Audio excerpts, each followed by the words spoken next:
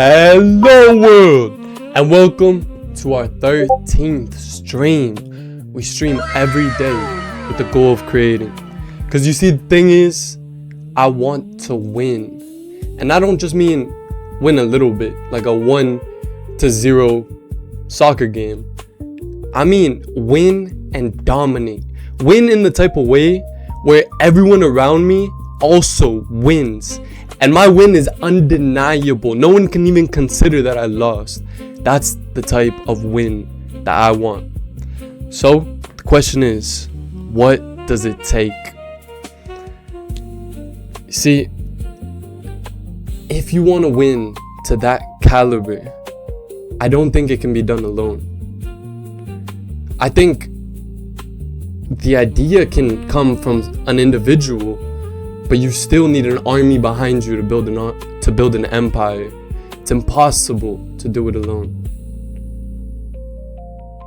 So the question is, why is it worth it? How do you stay motivated through the process? How do you actually focus with all the noise going on making your dreams a reality? I think the things you need to be able to achieve that are discipline. You need a clear vision, and you need to be delusional, at least a little bit. You definitely need to be delusional, because in order to create change, in order to create anything, whether it's a writing or a building or a business, literally anything, it first starts in here. First starts in here, and then it comes out with our hands and with our mouths. So all we have to do is focus on learning how to create. I feel like humanity's whole purpose is to create, whether it's children, whether it's art, whether it's whatever it is. We're meant to create. We're not just meant to be trapped, sedated, and consuming all the time.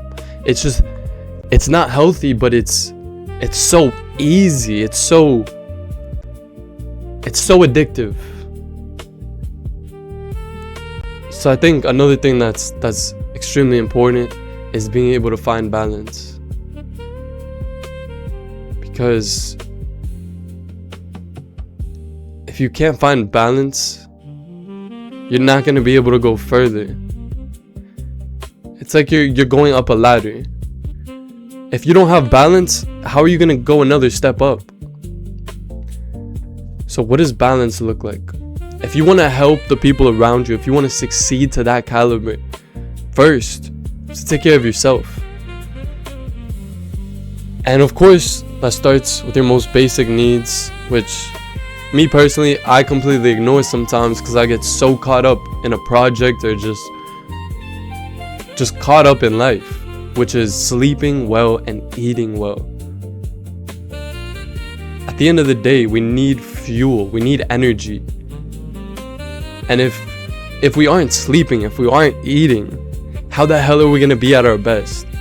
So okay, we have to take care of ourselves.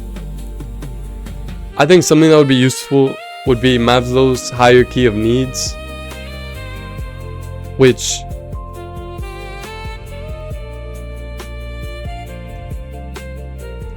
the idea is you can't really pass on to the next need until you've taken care of the ones below. And it starts with your bodily needs. And I don't remember off of the top of my head, to be honest with you. Here, let's pull it up.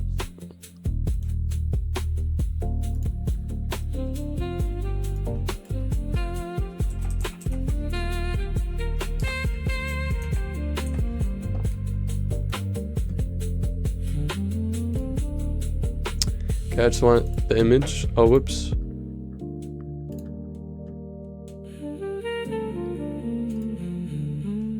So basic needs, physiological needs, which is just your bodily needs. Yo, you gotta walk your fish, bro. Second your safety needs. You need to be warm. You need to know you're secure. Belonging or social needs. Then, only once you know you're safe, you eat good, you sleep good, can you join some form of a group. Because if not, you're going to be out of balance. You're not going to be able to feel well and perform in those groups. And I think many times we neglect these first two needs, and instead we try to focus on chasing the higher ones, which self-esteem, which could be getting money, getting clothes, getting a partner, when we haven't even taken care of creating a group that we are a part of, having a village. But we're not meant to be lived completely isolated this way. Families are meant to grow old together and spend plenty of time together, because one or two people, on average, people have less than two parents. So most people don't have a proper support system. So I think it's important to be aware of that and try to understand how you can build that through communicating with the people that are there, through finding new people. And I still haven't figured out how to find new people too well. I still isolate myself completely a lot of the times. And I say that like, I'd rather just focus on my projects. But if I could work on these projects with other people as well, we would probably be more successful quicker than if we were just by ourselves trying to work on it. Whatever it is, whether that's a business, a website, a school, whatever it is, a job, a career, just a dream, whatever it is, the more people you can bring together around it, the easier it is to become a reality.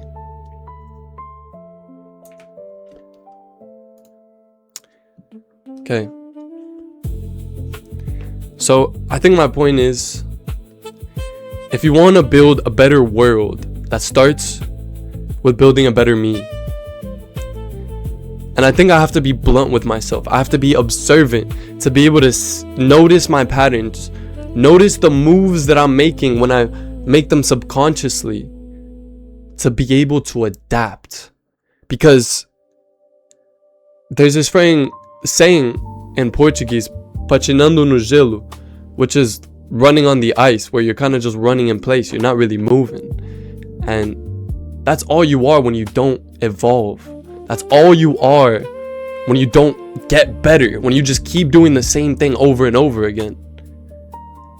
And many times I think we feel frustrated because we don't realize that we have to change. And we feel like we're going insane because things aren't working our way. Things aren't going exactly how we want. But it's just like Einstein said, if you do the same thing over and over again, that's the definition of insanity. If you do the same thing over and over and expect the same results, that's the definition of insanity. So obviously that's not going to be good for us. If every day we're just doom scrolling and then we go to sleep at 3 a.m, wake up, eat fucking Doritos and shit, and drink soda all day, we're not going to be able to win. It's that simple.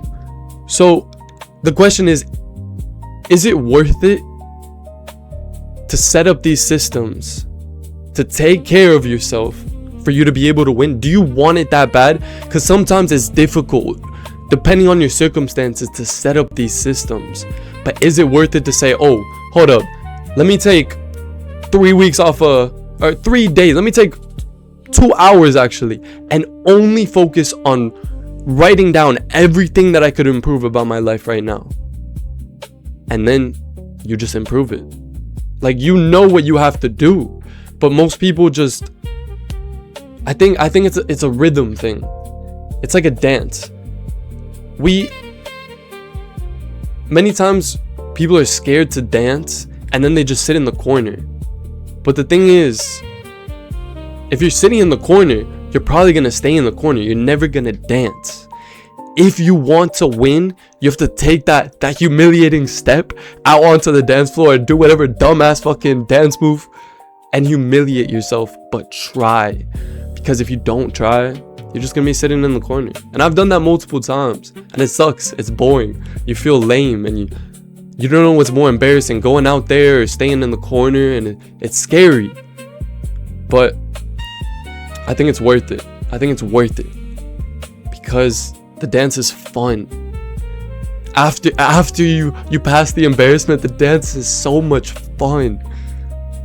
So the question is, do you want to dance or do you want to just sit in the corner?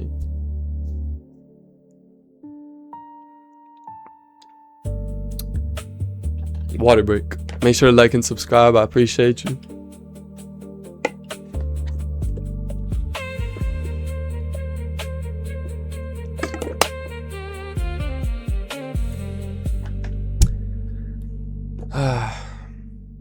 What else?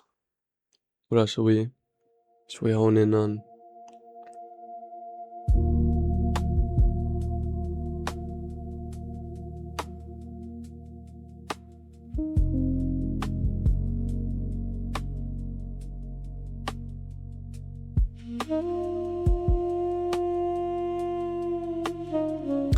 Okay, so let's continue down this dance metaphor, right? How do you dance?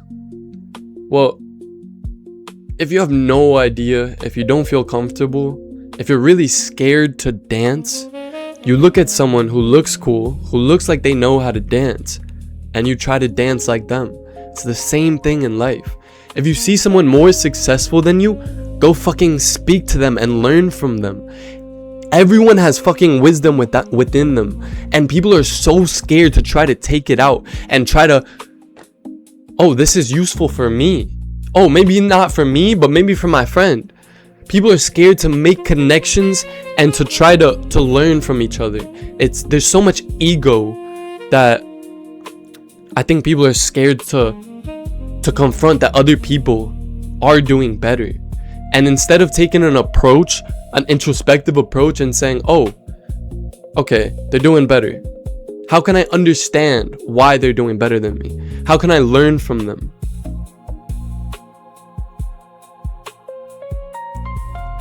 I think it's important to be aware of what really are your assets. What are all the advantages that you have? If your cousin's uncle's nephew's dog is a mechanic and you want to do something with cars, go talk to him. It doesn't matter how fucking distant he is. Go find his number. Go contact him. Oh, you don't know? Go knock on doors for restaurants. Like, do whatever you have to do to get the information that you need to win. Because it's not always going to be served up to you on a platter. You have to go and fucking get it. ChatGPT is not going to answer all your questions. Humans are. Because humans are actual experts who can experience things. And we take those experts and we work together and we build something amazing. I think that's the only way to win in such a dominant fashion where no one else can ever question your win. Where everyone around you is being brought up with you. You're not just, oh, how can I make as much money as possible? That's not how you actually reach the top. That's how you get burnt out and look like a bozo, a cocky, egotistical bozo. That's what you do. But hey, if you truly want to build an empire, you got to find people who want to build it with you.